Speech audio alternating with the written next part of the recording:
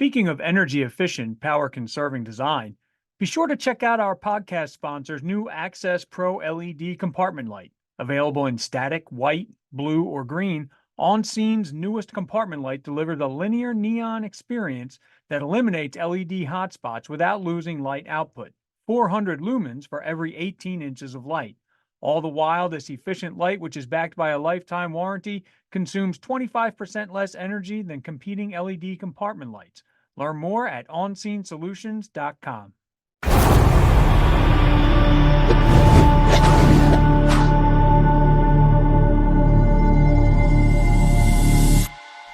Hi, this is Chris McClune with Fire Apparatus and Emergency Equipment. Welcome to this episode of our webcast. My guest today is Deputy Chief Jerry Winkles, and he is with the Charlotte Fire Department. I'm going to ask him to introduce himself in just a second here, tell us a little bit more about himself. What we're going to talk about today is the all-electric firehouse. And this is something that it's a purpose-built facility, and we're going to get into that in just a few minutes. But Chief, thank you very much for joining me today. If you could just quickly introduce yourself and then talk about what you do in Charlotte. Hey, good morning. This is Jerry Winkles with Charlotte Fire Department. I'm a Deputy Chief over Business Administration, which means I handle a myriad of different things ranging from the planning to logistics to information technology to communications. There's approximately 8 things that I get to juggle every day, which makes it exciting. And one of the things that falls up underneath there is both apparatus and also station construction. So tell me about this station. Now, the department's also, as I understand it, in the process of purchasing an electric fire apparatus. Was this station already planned before that decision was made for the truck? Or is this station being built specifically to house that electric fire apparatus? So they were kind of two different tracks. We constantly look for ways to continually improve. And so one of the things, we were having 2 separate conversations. One was on the apparatus side and one was on the station side. So on the apparatus side, some of the area transit and stuff had started pivoting over to all electric and hybrid. And so we started early with that conversation, and we were able to get into like a pilot program where the city's Sustainability Energy Action Plan, that committee was able to help fund an all electric fire truck. And so we had that conversation going on in one area, and then we're blessed in the fact that we're doing 5 different new constructions. 2 of them being replacement stations, which is Station 30 is one of the replacement stations, and 3 is being for new area. So we cover about 320 square miles. We have 43 fire stations right now, and we're in the process of building 44, 45, and 46. And then Station 11 and Station 30, which is the one we're going to talk about today, is actually some of the ones that we're in the process of tearing down and rebuilding. So 2 different things. One didn't cause the other, but the City of Charlotte and the Sustainability Action Plan that we're doing, we are pivoting towards all electric firehouses. And so this will be the first one that we've ever done. And so we're excited to get embarked on this new territory. So just to clarify, so this station it's replacing an existing station. It's not organizing a new engine company or anything like that. This is going to be one, you're moving an engine company to it, and that engine company will also be placing in service an electric vehicle. Is that correct? That is absolutely correct. So Station 30 opened up in 1992. It's kind of on the backside of the airport, and so they've always tried to carefully plan out when the permanent station was going to be built, and also kind of dovetail that into some of the growth that's going on at the airport. We were finally able to secure land that, once we figured out, the expansion of the airport and made sure we weren't going to kind of interrupt any of that, we got land, and it happens to be near one of our training facility. And we're going to be building Firehouse 30 at 3019 Beam Road. So yes, it is an existing station. It's just one that we're taking from a temporary, which was actually an older house that was built in 1955, and we're putting it in a brand new facility there on Beam Road. So we're excited about that. So you mentioned the term all electric firehouse. Could you describe what that means? And I know that sounds like kind of a duh question, but just, sometimes, does that incorporate, is that municipal electricity? Is it solar electricity? What when you talk about an all electric firehouse, what is it you mean by it? So it's a bit of both, right? So, the firehouse is going to have obviously electricity coming in from the municipal area, Duke Energy, and it's going to replace anything that had natural gas that was fueling it in the past. So electric heaters strip heaters out in the bay, the HVAC, anything like that is going to become electric. And then coupled in with that is going to be a solar panel array that's on the roof of the facility that's going to offset some of the energy usage that we have coming in. But essentially, it's going to be a 480 that's going into the firehouse that's feeding the entire firehouse. Whereas we used to have gas-powered inline water heaters, now it's going to be electric. We went to geothermal for the HVAC system. And then we're also doing, this is one of the first ones we've done in many years, radiant floor heating out in the bay to get away from some of the strip gas heaters.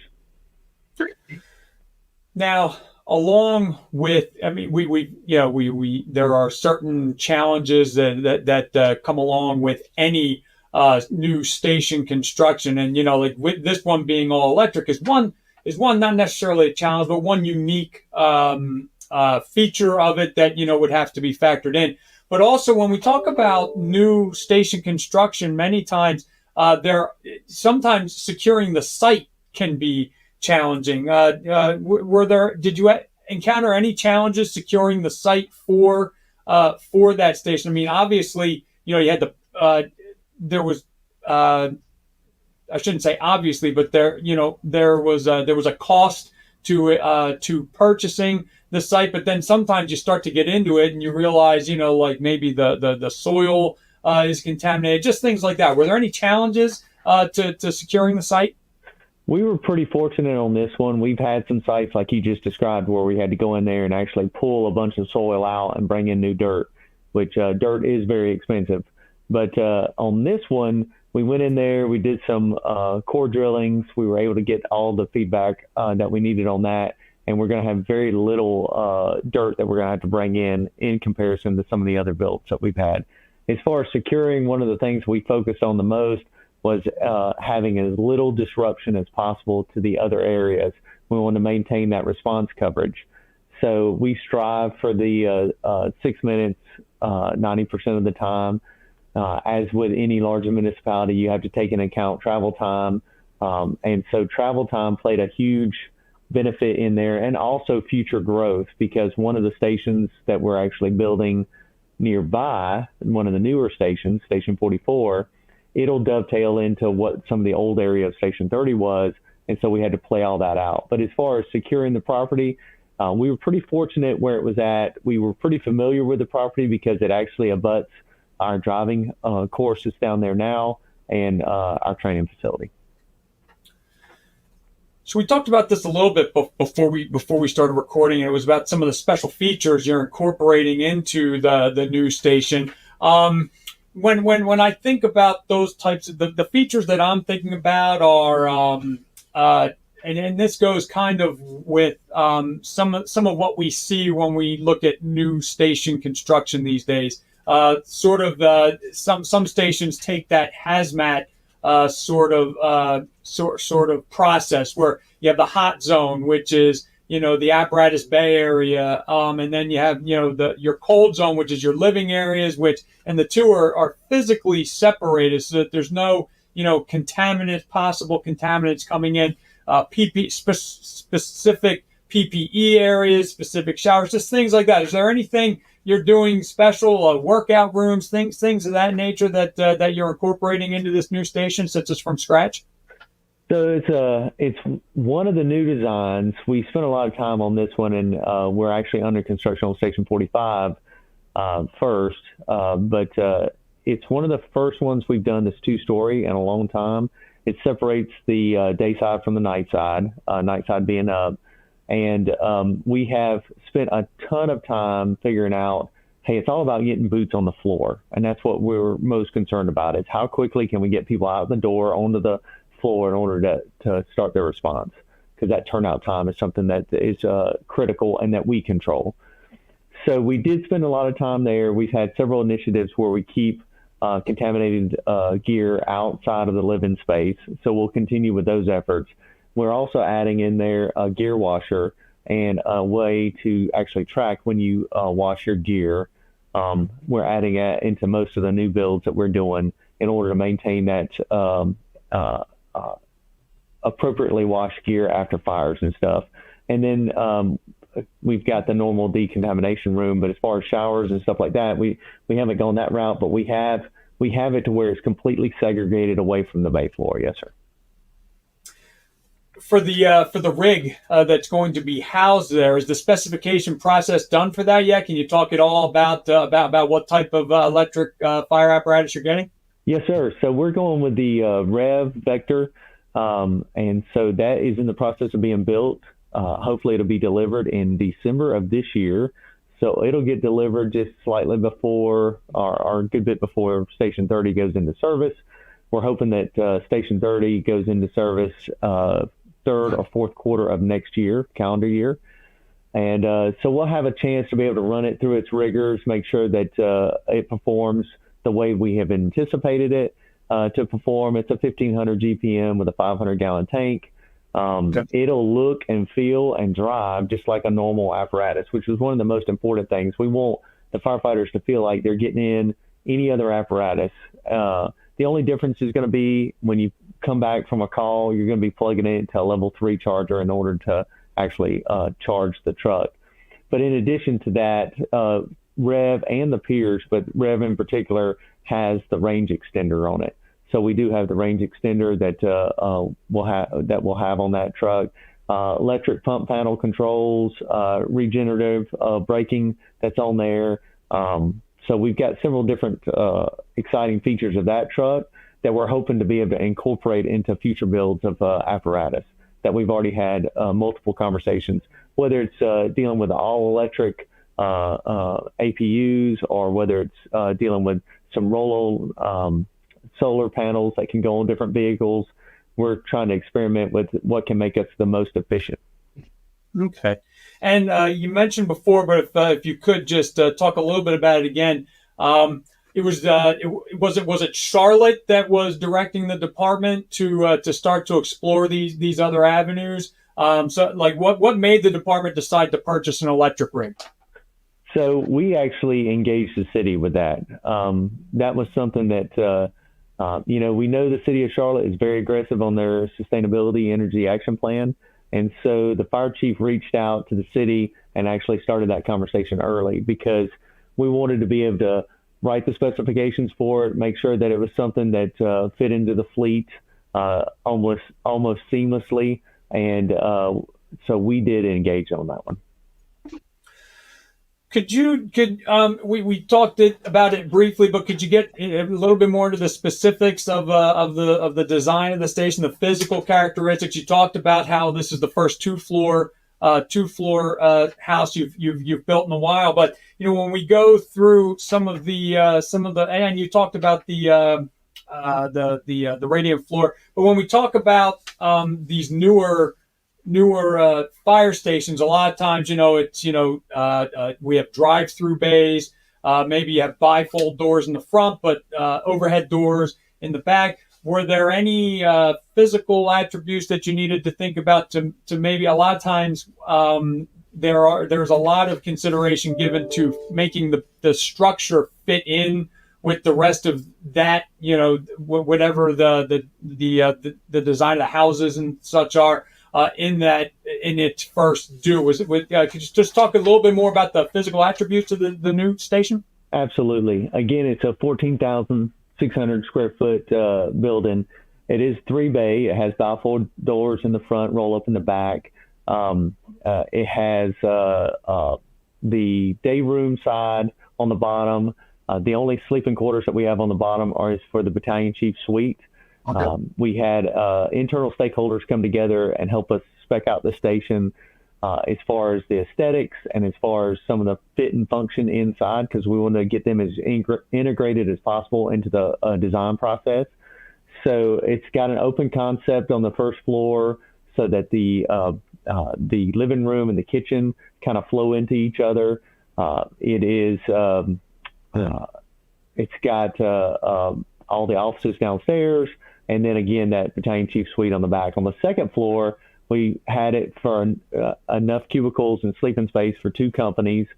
And in addition to that, we're trying a new concept when it comes to the bathroom facilities, to where we have a common locker room, and then we have actual toilet closets for the toilets and actual shower closets for the showers, in order to kind of facilitate that shift change in the morning. So this is one of the things that we're trying out. In the past, we've tried out individual bathroom units, and sometimes you have that traffic jam in the morning during shift change where you have people coming in, trying to get ready for work, and people processing out. So we are trying that common locker room area with all those individual functions in the shower and toilets. And then in addition to that, you'll have a laundry side on the second floor that's kind of away from the sleeping quarters. We paid a lot of attention to, we wanted to minimize sleep deprivation as much as possible. So we're going to in-cubicle lighting to be able to zone out for the individual apparatuses as we expand in the future. Same as with the battalion chief in the bottom. And then we do have a weight room. It's on the first floor, but it's on the opposite side of the bay floor. You know, most firefighters consider the bay floor being like our showcase, right? That's where the apparatus is. We love to hang out there. We love to be around the fire trucks. We're no different. Throughout the entire bay floor and the living space, we have polished concrete, which is something new that we're trying here. Traditionally, we've done tile, and we even had carpeted in the back, in the past, I'm sorry. But upstairs around the cubicles, we did put carpet down to lower the noise, and we also put some acoustical tiles, which is very difficult for me to say apparently, upstairs as well, to try to minimize that noise space, because we were trying to, you know, this is a building we're going to be in for the next 50 years. We wanted to try to hit every piece we could, whether it be expanding out some of our support services on the downstairs, having access for the prevention and fire marshal's office in order to get in and out. For future battalion chief expansion, we tried to hit every piece we could. And then for resilience, we do have a generator that's going to be able to, that's going to be on site, and it's going to be a backup in case we ever did lose power. So we tried to take all those pieces into play. And then as far as fitting into the area, that is a mostly industrialized area. But one of the pieces that the internal stakeholders really latched onto was one of our older stations. And so they tried to mimic as many pieces of that older station as they could, because, you know, that really, for all of us, that kind of resonates firehouse feel, which is one of the best parts of our job. So you mentioned expansion there. Just go over with me just one more time. Right now it's going to be an engine company, but later on a battalion chief is going to join, or will there be a battalion chief there as soon as the station opens? So right now, just be an engine company that's going to be there. Won't be a battalion chief in there right now. It's always something that we reevaluate. So we have software that we actually run resource distribution every once in a while to make sure that we have our engine companies and our ladder companies where they need to be, as well as our battalion chiefs. So one of the things we are looking at is expanding into the 9th Battalion. And so we're in the process of doing a study right now to see where we can distribute our battalion chiefs so that they can best respond and handle the incidents as they get. Looking forward, obviously this is a major project. Building a new station, you know, to house the, you know, and bringing in a new type of fire apparatus. Are there any plans to add other electric rigs to the fleet? And if so, what will happen there? I mean, you can't build a new station obviously every time. So there must be some infrastructure improvements that would need to be made. Are there certain stations that in the city that are more appropriate to try to add an electric vehicle to, and if you decide to add more to the fleet later? So there would be an infrastructure challenge that would have to go on in several of the stations if we decided to add new electric fire trucks. As far as the facilities, though, we are pivoting most of our new construction over to all electric firehouses. So that is one thing that we'll get into in the future. And then we're looking at anything new that makes us even more resilient, whether that be, changing over from normal APUs over to electric APUs, or whether it means changing over to a microgrid in the future. We've explored and had conversations on all those. As far as the infrastructure, we're adding the infrastructure slowly because most of our support vehicles are actually pivoting to all electric. And Okay. so as those are getting added, it makes it a little bit easier to look in the future and add it to the different firehouses. Okay. Again, thank you, Chief, for sitting down with me to talk about this. I do want to be sensitive to your time. I know you've got quite a bit going on there. Do you have any general comments on the new station or about electric fire apparatus and, their future, not only in Charlotte, but just in general for the fire service? No, I mean, I feel pretty fortunate that we're able to go down this path and look at different options that's coming with the all-electric firehouses. There's several different things that have been tried in the past and that have gotten so much better. Technology's gotten so much better.